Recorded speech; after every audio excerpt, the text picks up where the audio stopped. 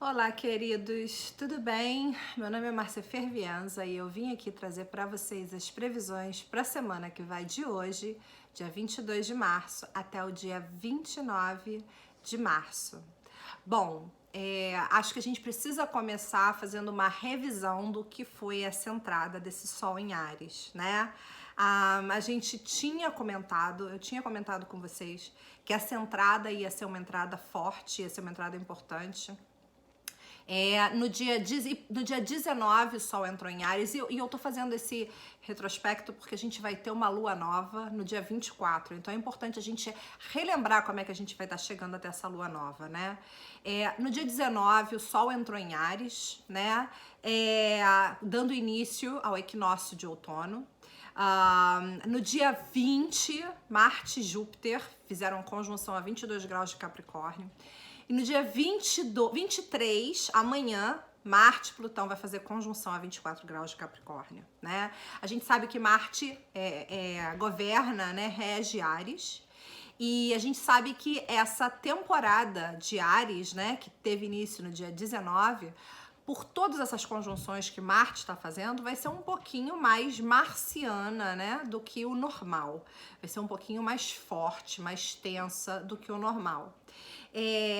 Até porque a gente vai estar dentro desse período, né, da temporada ariana, a gente vai estar lidando com uma conjunção entre Júpiter e Plutão, que é algo extremamente relevante em termos de conjunção astrológica, e especialmente se a gente levar em conta o contexto no qual a gente está vivendo esses últimos dias. Aqui a gente está falando de que as ações, né? Marte em Capricórnio, que quando está em Capricórnio são ações mais focadas, são ações que têm autoridade para serem tomadas, né? Que são ações que são tomadas com conhecimento, né? Elas vão ser motivadas por entusiasmo inicialmente, sorte, Júpiter, né? Mas logo depois a gente vai esse entusiasmo ele vai se transformar em um desejo por poder e dominação, que vai ser o momento quando Marte se encontrar com Plutão, né? Marte é a manifestação externa e física, né, dos instintos inconscientes de Plutão. E quando esses dois se unem, a gente pode esperar a nível físico, né, uma explosão massiva, né? A gente pode pensar em Marte e Plutão, a gente pode pensar, não estou dizendo que é isso que vai acontecer a nível físico, mas assim, no poder de uma bomba atômica, tá? Eu particularmente acho Marte e Plutão uma excelente energia para você manifestar as coisas, né? Usar o poder do seu desejo e da sua visualização criativa para manifestar aquilo que você quiser na matéria. Mas, a nível mundano, a gente vê essa manifestação acontecer muito mais em termos de a raiva reprimida, raiva inconsciente, sabe? Brigas, que gera brigas, conflitos, disputas. É isso que a gente acaba vendo com muito mais frequência a nível material, né? Então quando a gente fala de uma explosão, a gente tá falando de uma explosão de quê? Né? Depende de quais são os nossos desejos, os nossos instintos e impulsos inconscientes, tá? De qualquer forma, essa é uma energia que ela pode superar, passar por cima de obstáculos gigantescos, como eu disse. Por isso eu gosto dela como uma energia para manifestar, porque com todo esse foco de Marte em Capricórnio e esse poder de Plutão, a gente tem muito pouco que a gente não consegue. E o problema dessa energia a gente fica sem medida para saber aonde parar na busca por aquilo que a gente quer. As nossas ambições, elas ficam extremamente ampliadas, e a ação que a gente está disposto a tomar em nome dessas ambições também. Tá? Então aqui a gente precisa, acima de tudo, estar muito consciente, tá? Essa é a nossa melhor defesa, né? Para que a gente não venha sucumbir à nossa sombra, né? E para que a gente não se deixe dominar por questões inconscientes, para que essas questões inconscientes não tome a frente, tá?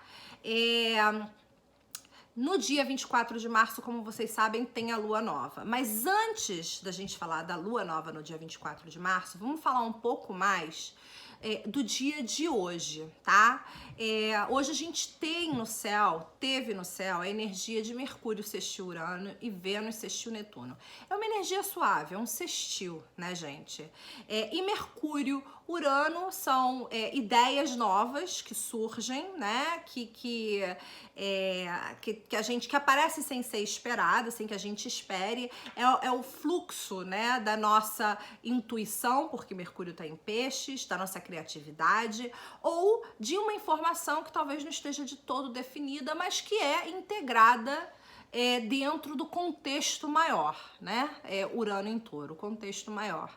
Então a gente está falando aqui, a gente pode estar falando, né, de perturbações e descontinuidades envolvendo a nossa segurança, a nossa estabilidade,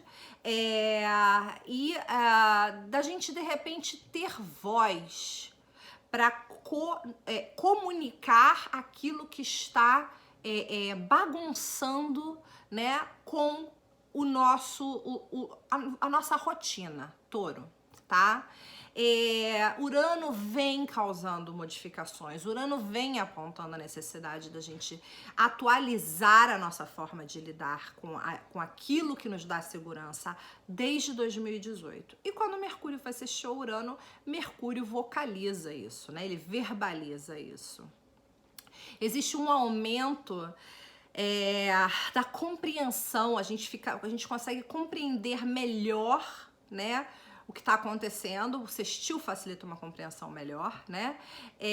Se a gente conseguir resistir à necessidade de controle e categorização, que é uma necessidade de Touro, tá? Então, assim, aqui a gente está falando de uma nova onda de fatos, a gente está falando de coisas, de informações que a gente talvez nunca tenha visto antes, né? E a gente está falando, talvez, do inimaginável que se torna real, né? Touro. Com Vênus Netuno, a gente tem compaixão, a gente tem amor incondicional, né? Mas como Vênus está em Touro, essa compaixão e esse amor incondicional, eles estão apoiados, né, sobre o real, sobre o chão, sobre aquilo onde a gente está pisando, né? Existe um fundo real para isso. A gente precisa ser cuidadoso com a gente mesmo, a gente precisa precisamos nos lembrar de que é preciso que a gente esteja disponível a dar, mas que esse dar não seja um auto-sacrifício. A gente precisa lembrar que a verdadeira caridade, ela não exige, ela não tira da gente. A verdadeira caridade ocorre de uma forma que no momento em que a gente dá, a gente recebe também, e as duas partes são reforçadas, são fortalecidas dentro desse processo. Então aqui a gente precisa tomar cuidado com tendências ao sacrifício, porque Vênus Netuno tem essa tendência, e crer que a compaixão, né, pressupõe um sacrifício e não pressupõe. A gente precisa ter isso em mente, tá? Vênus em Touro, ela nos lembra que o autocuidado é essencial. Touro cuida de si. E Vênus em Touro, ela lembra a gente que o autocuidado é essencial, né?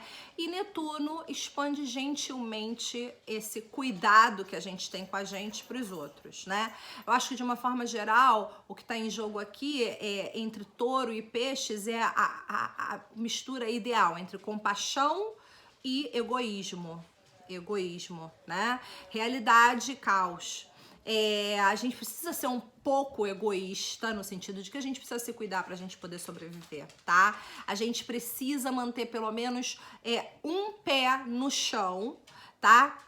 Pra gente não perder de vista, não se perder dentro desse processo, tá? Mas isso não significa que a gente precisa esquecer dos outros, a gente não precisa ignorar as mudanças que estão acontecendo à nossa volta, né? Então a gente precisa estar muito bem apoiado no chão, né?